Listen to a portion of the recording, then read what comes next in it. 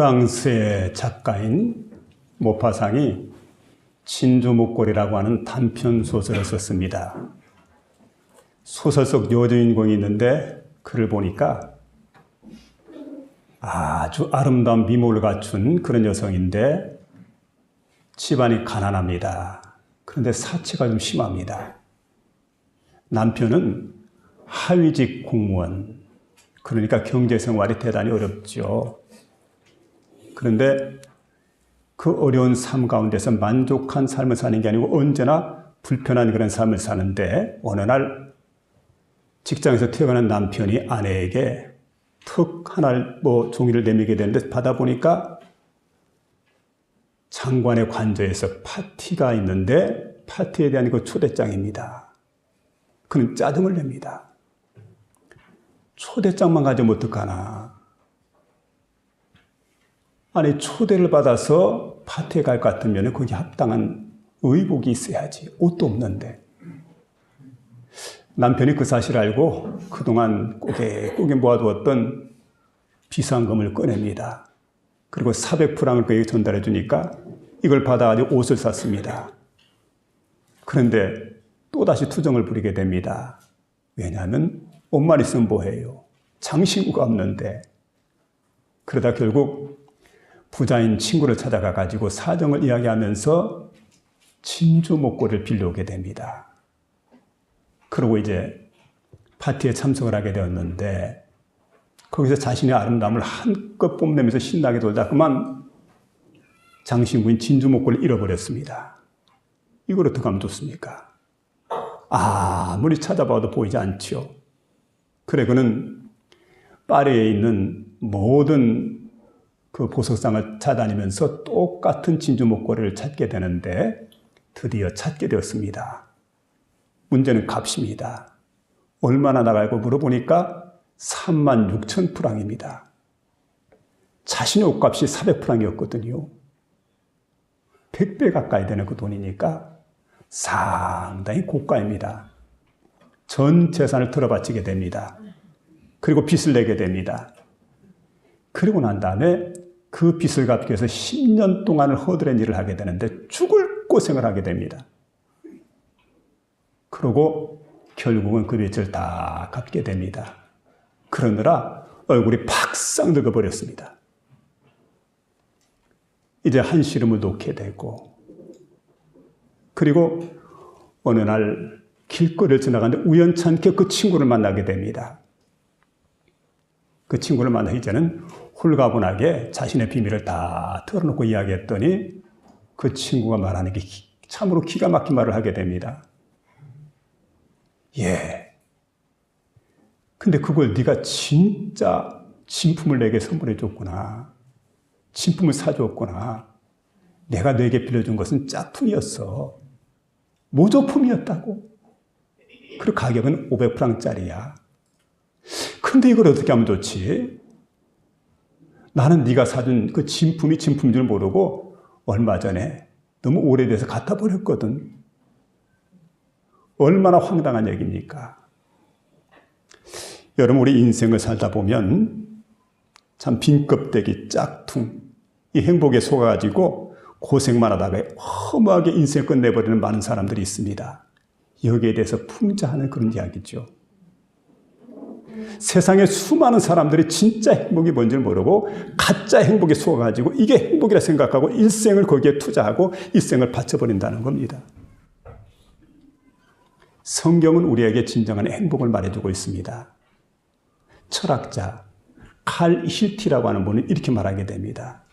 진정한 행복이란 무엇이냐? 하나님을 가까이 하는 게 진정한 행복이다. 77세가 돼 세상을 떠납니다. 이분이 그동안에 많은 자료를 모으고 그리고 많은 이론을 정립하고 그리고 그동안에 많은 연구를 했는데 이 모든 것의 결론이 바로 뭐냐? 하나님을 가까이 하는 것이 인생의 최대 행복이다. 그래서 성경 시편 77편 28절에 우리가 말씀해 주고 있습니다. 여호와를 가까이 하는 것이 내게 복이라. 여호와를 가까이 하는 것, 하나님을 가까이 하는 것이 내게는 복이라고 말씀해 주고 있습니다. 이게 진정한 복이죠. 그래서 오늘 이제 본문의 말씀 가운데 보게 되면 10절과 12절에 10절과 11절에 보니까 주의 궁정에서 한 날이 다른 곳에서 첫날보다 나은즉 악인의 장막에 거하는 것보다 내 하나님 성전에 문지기로 있는 것이 좋사오니 여호와 하나님은 해요 방패시라. 그러면서 이렇게 고백을 하게 됩니다. 정직하게 행하는 자에게 좋은 것을 아끼지 아니하실 것임이니이다. 여러분, 하나님을 사랑하는 그 마음으로 교회를 사랑하시길 바랍니다. 오늘은 우리가 교회 창립 75주년을 맞이하게 되었는데 더 정확히 말하면 몇 주년인지 몰라요. 왜냐하면 우리 교회가 여기서 설립된 것이 아니고 원래는 두모에서 이렇게 교회가 설립되었었는데 거기 교회가 있었대요. 그러니까 예전에 우리 교회에 왔던 김수환 목사님 얘기로는 이분이 이제 어린 시절 주일학교 다녔는데 그때 우리가 두모에 있는 장목교회를 다녔었습니다. 근데 어느 날 보니까 6.25가 일어나게 되고 그러면서 이제 피난민들이 내려오게 되고 유엔 진료소 수장이었던 김재술 집사님. 근데 그분이 나중에 이제 서울에 강남교회를 세우신 그런 이제 의사로서 강남교회를 세우신 아주 그 걸출한 목사님이죠. 이분이 바로 이제 여기 교회를 세우신 거예요. 그러니까 그 전에 한 10여 년 역사가 더 있었으니까 그렇게 생각한다면 한 85년쯤 된 그런 교회입니다. 근데 여러분, 교회 창립주의를 맞이해서 우리가 가져야 될 마음이 어떤 마음이냐? 주의 전을 사랑하는 마음. 근데 주의 전을 어떻게 사랑할까요? 오늘 본문에 우리가 말씀해 주고 있는데 이 계시의 말씀을 듣는 가운데 저와 여러분의 마음속에 크신 은혜가 임하게 되는 복된 시간 될 수 있기를 주의 이름으로 축원합니다. 먼저는 주의 전을 사모해야 된다는 거예요. 주의 전을 사모해야 된다. 자, 여기 보니까 1절로 4절까지 말씀해 주고 있습니다. 만군의 여호와여, 주의 장막이 어찌 그리 사랑스러운지요. 내 영혼이 여호와의 궁정을 사모하여 생각하며 내 마음과 육체가 살아계신 하나님께 부르짖나이다. 나의 왕 나의 하나님 만군의 여호와여, 주의 제단에서 참새도 제집을 얻고 제비도 새끼들 보금자리를 얻었나이다. 이렇게 노래를 부르고 있는데 여기 보면 하나님 여호와의 성전을 뭐라고 하냐면 주의 집이라고 그럽니다. 여호와의 궁정이라고 그럽니다. 그리고 주의 장막이라고 이렇게 부르고 있습니다. 주의 집, 여호와의 궁정, 주의 장막. 자, 지금으로 말하면 구약에는 하나님 성전, 지금 하나님의 교회 이렇게 말할 수가 있죠. 여러분, 이곳은 바로 하나님께서 임재하시는 상징적인 그런 그 장소가 됩니다. 구약에 하나님께서 임재하실 때 보면 하나님은 성막을 지으라 해서 성막을 지었습니다. 성막 안에 보면 성소와 지성소로 구분이 됩니다. 성소를 지나서 지성소로 들어가서 문을 열고 들어가 보면 거기에는 법궤가 있습니다. 법궤 가장 윗부분에는 뚜껑이 있습니다. 법궤 뚜껑 위에 그룹들의 형상이 새겨져 있습니다. 그룹이라고 하는 말은 천사입니다. 두 천사. 날개를 펼친 두 천사가 거기에 딱 있습니다. 그리고 그곳을 가리켜서 시은소라고 합니다. 은혜의 장소입니다. 그 장소에는 하나님 여호와께서 임재하십니다. 그리고 그 백성, 이스라엘 백성을 만나주는 장소. 이곳이 바로 시은소인 바로 하나님의 법궤 위에 있는 그런 장소인데 하나님은 이곳에서 이스라엘 백성을 만나주셨다. 성경은 그걸 우리에게 말씀해 주고 있습니다. 여러분, 그렇기 때문에 세상에는 많은 건물이 있습니다. 많은 집이 있습니다. 그런데 가장 행복한 장소가 어딜까? 가장 행복한 집이 어딜까? 바로 여호와 하나님께서 우리를 만나주시고 우리에게 복을 내려주시는 하나님의 성전이라는 사실을 믿으며 나갈 수 있는 저와 여러분 될 수 있기를 부탁을 드립니다. 그냥 이곳은 건물이에요. 그러나 우리가 하나님께 예배하기 위해서 모일 때에 그 하나님께서 우리 가운데 임재하신다고 한다면 이곳 자체가 바로 성전이 아니겠습니까? 그래서 우리는 이곳을 너무 소중히 여기는 그런 마음을 갖게 되는데 이곳에서 바로 우리에게 행복을 주십니다. 행복을 말씀해 주십니다. 그렇기 때문에 이 장소가 얼마나 귀한 곳인지 모릅니다. 한 소녀가 산길을 걷다가 거미줄에 걸려있는 나비를 딱 발견했습니다. 그러니까 마음속에 측은지심이 발동하지요. 가만히 있자. 나비를 저거 어떻게 구해준다? 보니까 가시덤불이 있습니다. 이 가시덤불을 다 헤치고 들어가서 그 나비를 구해주었는데 거미줄에서 딱 떼가지고 날려보낸 순간 나비가 막 춤을 추듯이 기쁘게 날아갑니다. 워를 날아가요. 근데 자신의 모습을 보니까 손과 발이 상처투성이가 되었습니다. 그리고 검붉은 피가 흘러내리게 됩니다. 그런데 멀리 날아간 줄 알았던 나비가 가까이 다가오게 됩니다. 그런데 갑작스럽게 천사의 모습으로 확 변화가 되는 거예요, 호련히. 그러니까 나비 천사였던 거지요. 이 나비 천사가 이런 이야기를 하게 되면 주인님, 아니 소녀에게 정말 고맙습니다. 제가 큰 은혜를 입었는데 자, 그 은혜를 좀 내가 보답하고 싶은데 혹시 마음속에 소원이 있다고 한다면 단 한 가지만 말씀해 달라고. 여러 가지는 들어줄 수 없지만 한 가지는 들어줄 수 있다고. 소녀는 짓지 없이 말합니다. 예, 이 세상에서 가장 행복한 사람이 되게 해주세요. 그랬더니 나비천사 가까이 오더니 귀에다가 소곤소곤하고 날아가 버렸어요. 근데 이상하게 소녀가 자라면서 아가씨가 되고 남편을 만나서 가정을 이루게 되고 그리고 늙었는데 그때까지 행복하게 살아가는 겁니다. 행복이 그녀 곁을 떠나지 않았어요. 늘 행복하게 살아가게 되고 항상 주변에 좋은 사람들이 있습니다.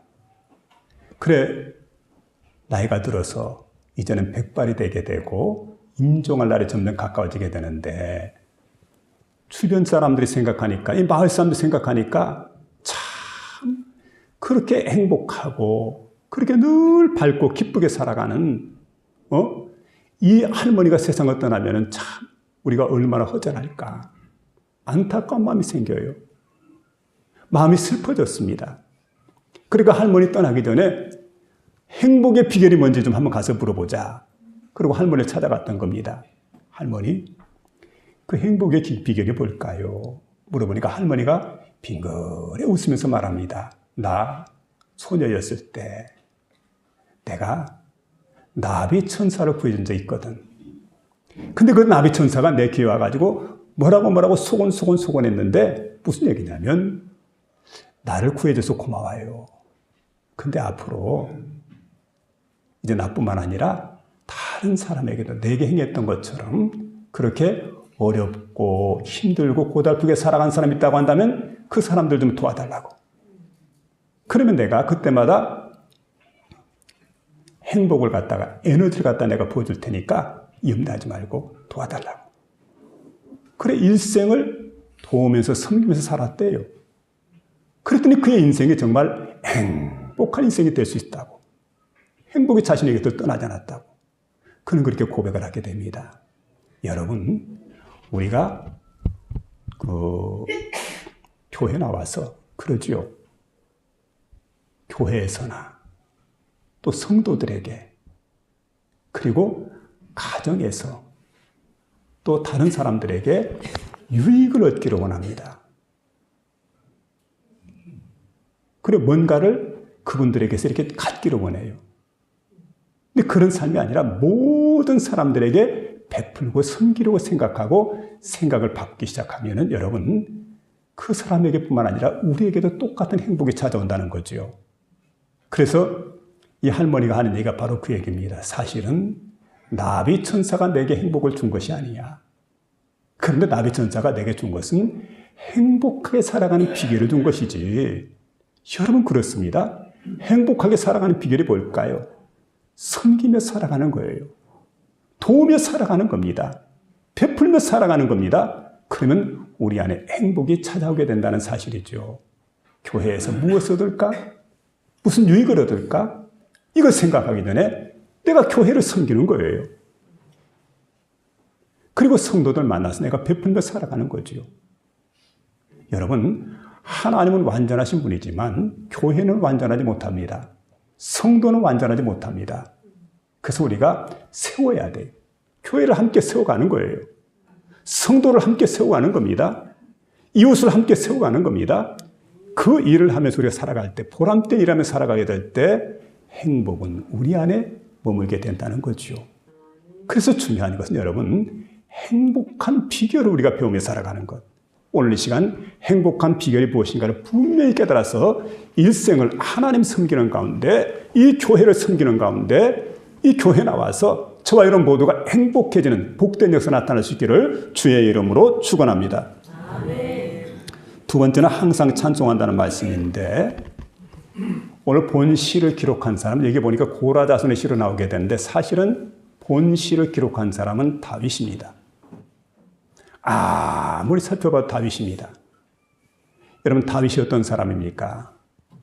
그는 성군이라는 소리를 듣게 됩니다. 선정을 베풀었는데 딱 한 가지 잘못이 있죠. 우리아의 아내 밧세바를 취한 것. 그건 잘못입니다.